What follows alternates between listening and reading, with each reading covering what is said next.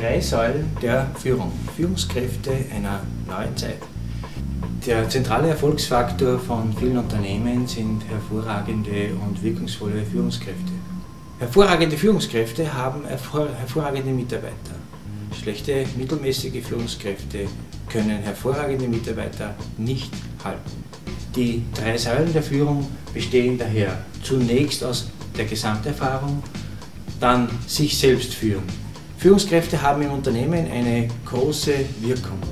Wie führe ich meine Zeit? Wie gehe ich mit meinen Ressourcen um? Wie führe ich meine Emotionen? Führen heißt auch, Gefühle zu haben und zu zeigen. Und wie führe ich meine Energie? Wie gehe ich mit meinem Körper, mit meinem Geist um? Wie ernähre ich mich? Wie bewege ich mich?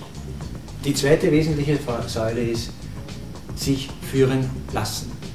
Spezialwissen, flache Hierarchien, Projektmanagementinstrumente erfordern einen raschen und ständigen Wechsel zwischen führen und sich führen lassen.